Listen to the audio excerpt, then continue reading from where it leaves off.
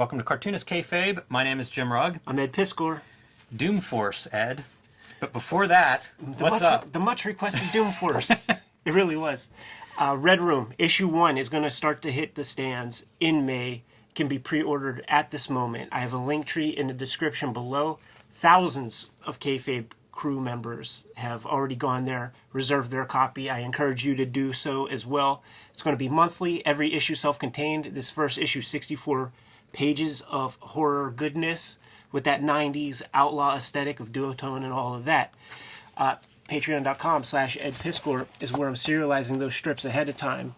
It's been really fun, kind of almost like crowdsource editing in some ways. Ed, man, you spelled solace wrong. Shit like that. 2 issues are up there at this moment. New pages every Tuesday, and all those links are available in that link tree below. You can find my latest work at patreon.com/JimRugg. I am starting an analysis, a comparison between these two stories. They're sort of the same story, but when I started Street Angel at Image Comics, this is the first story I did. This is the last story I did. So it's a revamping, a retelling, rewriting, redrawing. Everything is different between the two, and I enjoy the comparison videos we've made. So I figured I would do a comparison on my Patreon, patreon.com/JimRugg. Doom Force, Ed. Yes. 1992, Grant Morrison, cutting promos on Image Comics. I don't know if there's any other way to describe this thing. I think that's how they would describe it if they were talking to us right now. And you can see it from the cover, man. Already with some of the hatching, the big ludicrous shaped guns, grimacing characters. It's sort of, in some ways, this is a how-to image, right? It's perfect, man. And it's funny that it's like Giffen and Mignola, who both have their kind of run-ins with Rob Liefeld in various forms and fashions. Mignola drew that the Wild Pack, or the 6-pack issue of X-Force, the one that we've talked about plenty of times. It might be both of those things, because I think they did change the name or something at some point. Giffen did some Supreme comics and will be at Image sooner than later. Spot on with the art here. Yeah, it's a good cover for that kind of an aping of a style. I was cracking up going through this thing, man. It's very funny. So let's dive in. At this point, Doom Force, a little bit of reference probably to Doom Patrol, the series that Morrison is writing and pretty well known for at the time. Keep an eye on the ads as we flip through. They certainly give you a snapshot of the time period when this comes out. I'm going to pause here so everybody can look at the credits list, because I did not make my own list to follow along as we go, but several artists are teaming up to do this. So we've got about 9 artists that are scattered throughout this issue working collaboratively, and you'll see the style changes as we go. These guys are the best. Whoever, Ian Montgomery and Brad V. I wish they would have done the whole thing, because they just capture that vibe so perfectly. Look at these hatch lines going across all 4 fingers, super far apart. When you do stuff like this, it's like trying to train yourself to drive over those double yellow lines. Yes. Or like... A lot of bad habits here. Right, yeah, that you have to like install into your process in order to catch the vibe. And this team does it perfectly. That can also be said for the writing, because there's like so much non sequitur captioning and stuff. Also, by the way, like I love how quaint, like they couldn't even think to put like another 0 at the end of that little price tag. It's like $2,500, and even back then, like $4,000 or whatever. Like you could add another 0 to that. That's to be great, though. Oh, it is good. And I interpret this as they were known for doing what were called like anchors on pages, right? To make each page sell. Almost like insert pinup quality shots on each page, because that'll make the original art more desirable. Putting a price tag right here on the page as if this is for sale. Yeah. Love it. It is funny that their sort of good artistic qualities kind of still show through. So like this guy could draw way better hands than this era Rob Liefeld ever could. So he can't even go that far. Like that's a good Rob Liefeld female hand, but these are too good for the male figures. So the caption, Doom Force: once they smiled, now they are grim, children of the catastrophe, blessed or cursed with fantastic powers and gorgeous bodies. Yeah. It's ludicrous. Shasta the Living Mountain. All he could do is turn to a mountain. Like, and they'll all have their origin captions and shit. These grunts are straight out of any. Is it fair to say this is a Rob Liefeld parody more than Image or anything else? Absolutely, it's totally busting on him, and it makes me think about, like, we saw Walt Simonson's name in there earlier, and does it get is it personal when Walt is a part of it? Because, you know, Louise was writer of New Mutants, and then Rob sent her packing because she wanted to name Cable Commando X, and he was like, no! This is almost Mark Pacella. I was going to say that. Out of the X-Force fill-in issues towards the end of the Rob Liefeld run. I was totally going to say that shit, man. Like some of these guys, they could be in Extreme Studios. It's like, is it Dan Panosian, Mark Pacella, Greg Capullo? Like, it's like that good in terms of aping the shit. Yeah, like they had to be referencing specific issues and things at times because the pool's so tight. Cool World ad. That's the era. Shouts out Uncle Ralph. Like, see, he's got the muscles down. Like I've seen this arm. There's a lot of this stuff that looks like, say, Youngblood #1. Yeah. And I love that he's got like a mesh shirt just so that you could get that hatchet. There's no other purpose. I don't understand scratch. Like, is that some sort of Irish term or Scottish term or something? No, I don't know where that comes from. All the names of the characters funny. Are a little bit strange. You know, like Crying Boy, I don't know what that's from. Just everybody's anguished, I suppose. Yeah, and that is funny to me. And so is the mountain, but Scratch is There's several of these things, especially with Scratch, that we're going to see, where the anatomy and poses are stretched to such an absurd degree. Like, that's a pretty good one, because it almost looks like his butt is all, like, if you're just looking at that, it's almost like the butt is there, except this leg is completely out the other side. This guy's great because he does nothing, and they all give him a hard time. Scratch is constantly telling him he should die because he's useless. And then, like, you got the little hatch marks. See, this is perfect because they're really scrutinizing Rob's work close enough to like capture that stuff. You know, that looks like Brahma from Team Youngblood. A lot. Yeah, a lot. But then you see this, and that's too good. Like the little robot gimmicks in there, little gizmos, it's too good. Too good does happen, and like, what a generic page this is. Yeah, this is just somebody being a goofball. They're just being mean. Yeah, well, I mean, you could argue this whole book is somebody being mean, right? Of course, but that is ridiculous. This reminds me of Eric Larson and the Todd McFarlane side profile. So maybe it's a little bit of Image all over. Just these. This character's so weird. I don't know what her origin is, but it feels like she might have been a monkey that was turned into a human. Yeah, I think they morphed mentioned into that. them.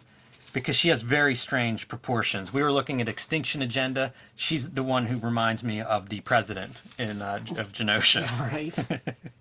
And that's just Walt Simonson drawing. Like, he ain't looking at no Rob Liefeld stuff. Yeah, that's a pretty good drawing. I don't know that there's any Image counterpart to that. This, of course, here we go. This is a brother-sister team. You see the little ridiculous ponytail kind of piece. Got to have that kind of thing. Stupid facial hair. Another staple, big sunglasses. And his comment is, why is she wearing so much clothes? Yeah. So she's going to change clothes into something more appropriate to the Image Extreme era. And this ain't very good, Rob Liefeld, either. It isn't. And, you know, that it comes and goes. It's funny how I do think this is a real good version overall of a Liefeld parody. But it is a hit and miss. Like, at times things are drawn too well, or they're perspectives that you just wouldn't get out of the Rob Liefeld, out of his style. Those page 2 guys are like, they did too good. Because all this other stuff doesn't hit it. It's true. Although I like this guy a lot. And it's funny to see interpretations like that forehead shading thing is such a Liefeld staple. This doesn't quite look like the Liefeld stuff, but there are moments of Image storytelling where I can't tell what happens here. Like, they're climbing in its head, but all the perspectives keep switching around, so it's real hard to read. I like this drawing, too, of this character. And again, it's not... There's no Image character that or artist that draws this way, but I like these weird interpretations of, like, that forehead shading. And again, the sister now wearing something more appropriate to Image. I mean, that's definitely cutting promos on the idea of the Image, how they would draw women. Yeah. Those hatches, man. The screen door. That's pretty good. That is good. That is good. That nose is exact. Like, you could find noses like that in his work. And that's just like, you know, that's just mean. Looking like Wolverine Cloudum. This is ludicrous. This whole bit is the kind of the crux of this story. This is a hard comic to read. It really is. But it is super funny, and it's Grant Morrison is lobbing bombs on Kayfabe and Nicieze and those guys. Yeah, I think so. Because it's just their ludicrous captioning and dialogue that says and means nothing. Like, I didn't read all those words, but I'm sure they say nothing. You just know like what? a They're Fabian. this idea that humans are an infection on Earth and destroying the planet, and the planet's a living organism, and so these things are like the manifestation of that. And one of the characters can control like plants, so they're able to control this city-sized thing, which is going to come into play with our mountain, because here comes a city-sized villain essentially heading to L.A. It's going to destroy the city of L.A. This feels like it could have been right out of an X-Force. He could put it this way: this guy could work for Extreme Studios, sure. Yeah, I think so. He could draw Newman or something. Here's your parody gag, too. As the living mountain is increasing in mass, you get to see some of the details, including a ski lift up the side of it. Even skiers coming down and, like, falling. That's so dumb. Such a weird combination of stuff. These shitty splash pages feel kind of right. You can see that in Brigade, early issue Brigade. Here's one of those poses I was talking about where it's just stretched to the point of it's almost like the chest, like these arms are on backwards. Right, it's so good. That's like when you pull your toy out of the toy box and his arms are all jacked. Yeah, completely. You want that articulation, you're going to get some certain poses are going to be a little bit weird. Speaking of which, all of this, dude, they're all here. You got to break your pages up with some speed lines. The only way that this could be better is if this page was just composed a little bit over, so that like this part of the panel was like on this page. That would be good. That would be a really good choice. You got to have your screen door texture, your mountain. Like, this is all over X-Force 1, where it's just this like very nondescript 5-year-old evergreens, pine trees. You know, when we're talking about this is cutting promos, and of course it clearly is, parody of this style, but also like Grant Morrison's writing Spawn issues, you know, a year or two after this. So it's I think this it's is a critique, it's a parody, it's an application. I think it's an exorcism of their own jealousy, only from the wild success. It's like, you guys are month in, month out making these Doom Patrol issues and like working your ass off. Yes. And nobody's noticing because they're buying these dashed off, like, illegible Spawn comics that has to, I mean, there are versions of that today. Like, you know, like, it's not like we don't bust our butts, man, and see goofball shit out there. It's just all over the place. The facial hair is morphed now into a mustache that actually goes up into eyebrows. Yeah. They're complaining about why is he wearing full clothes and she's naked? So he joins her. Right, because he's like, this is what you should be wearing, because she was still too dressed up. Universal Soldier, baby. I love this kind of splash page. Such a way, like, it's just, yeah, I got paid $2,000 for this. That was Shasta, the living mountain, sacrificing himself. All issue long, Scratch is telling him he should just die because he's useless and doesn't do anything. And then whenever he dies, it's kind of like just a pile of shit. That's all that's left. Poor Shasta. He says, "Poor Shasta," and they end with, big deal. Kid was a creep anyway. I'm glad he's dead. And they all agree. You know something? You're right. It turned into Brat Pack. They're just laughing and leaving with Shasta's ghost lingering over top of them. This is great, because now we're getting into like the Todd McFarlane editorial promo Yes. cuts, man, where it's just this like super kayfabe origins of the issue and stuff. Yeah, this is really good. When I was trying to figure out like a 90s parody, this is where all your storytelling happened. Right. This is where you explained everything that isn't in the comic, but you need to understand. It's a pretty good version. Like, if you're really aping this kind of style, it's pretty damn good. And just, these are characters that may or may not be showing up in future Doom Force comics. Hurl, Yeah, it's just like Slop and headache, headbutt, Quasi, Ratchet. spatula. With the TMs on all of them. And that's Spinal. And the TMs is good. It's very key because Rob would do that stuff, man, and it's copyright trolling. You know, you have the trademark so that when if you know Continuity Studios has a comic and there's a character called Deathlock with just a K, like you can force your trademark and defend it and get them to stop and make money, whatever. And it's why you see things like Wild Pack being changed to Six Pack or back and forth, vice versa, Bedrock to Bad Rock, stuff like that for this exact reason. I remember Wizard Magazine would run, their spotlights of like whatever the new Image comic was, and they would talk about how, man, we're really running out of names. So pretty funny stuff. This is spot on. I think that from a parody standpoint, that's about as good as you get to that early 90s Image, Liefeld kind of style.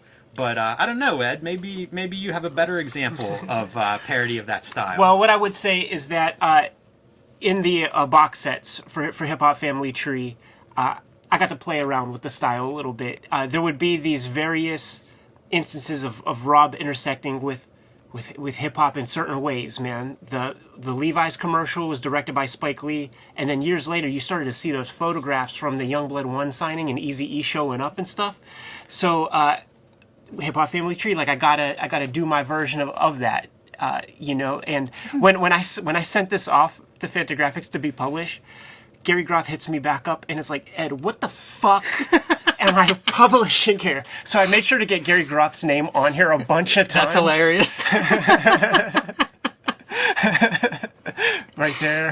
That's as so editor. funny. And that's like Spawn or whatever. But, looking at Rob's... See, there's the establishing shot that we were talking about in the Spider-Man 1 where it's like Earth, building, Malibu, and then like...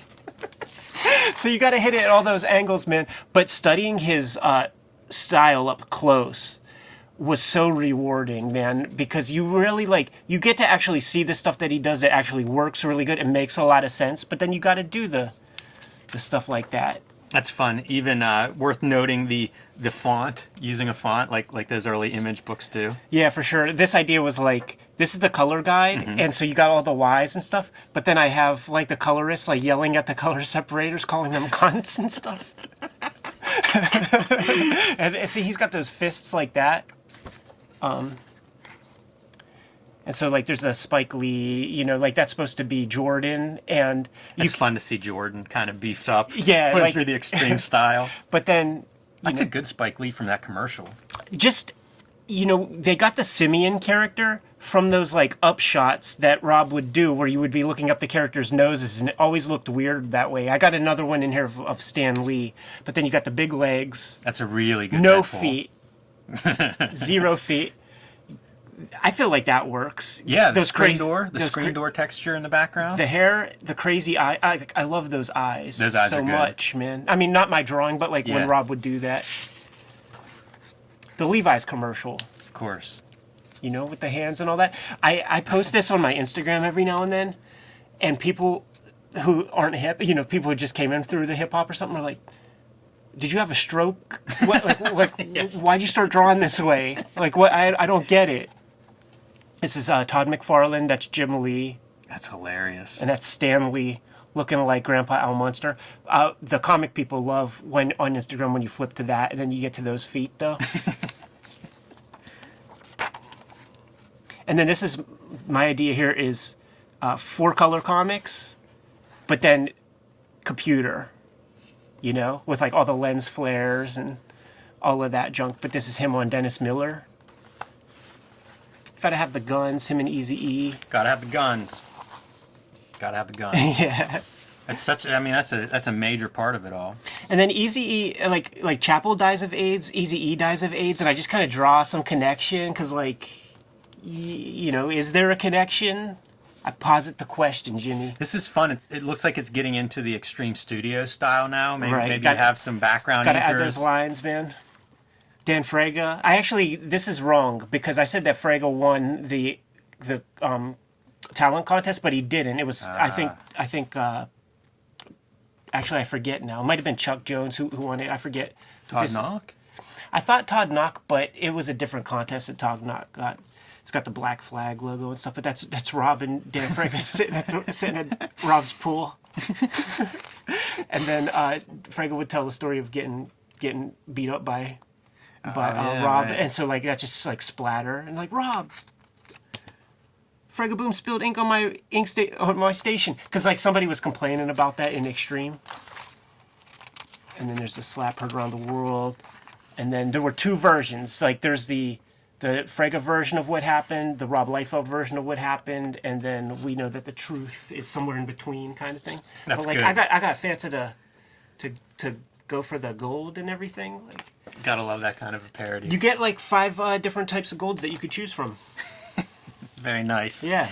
All right, and I think that's as much as I've got on Doom Force. Yeah, let's get the heck out of here. One other thing, though. You find way more of these in the back issue bins than any issue of Doom Patrol. Like, you will almost never see a Doom Patrol, but you'll see plenty of these. I bet it sort of did the trick. Like, these are out there. You could get them. It's a cool cover. You could easily buy this cover at the time thinking this is legit. Like, this is the I love Brigade. Yeah. Give me the Doom Force #1. I'm telling you, man, these guys could all be a part of Extreme Studios if they wanted. This should have been the monthly series they were working on. I bet it would come out monthly, too, because these are real pros. Anyhow, Kayfabers, like, follow, subscribe to the YouTube channel. Hit the bell. We'll notify you when new vids are available. You can subscribe to my Patreon at patreon.com/JimRugg for lots of extra art behind the scenes and now Street Angel comparisons side by side. Red Room issue 1 coming out in May in comic stores near you. But if you want it delivered to your house, you could pre-order it through the Fantagraphics website. I have a link tree below where you could get to all these destinations, including the Patreon, where I serialize the comics beforehand. 2 issues are up there now. Put new strips out every Tuesday, and $3 will get you the archive. You can subscribe to the Cartoonist Kayfabe e-newsletter at the links below this video to keep up with everything we have coming up in 2021. You can find Cartoonist Kayfabe t-shirts and merchandise at the links below this video. Jimmy, give them marching orders. We're going to be on our way. Read more comics.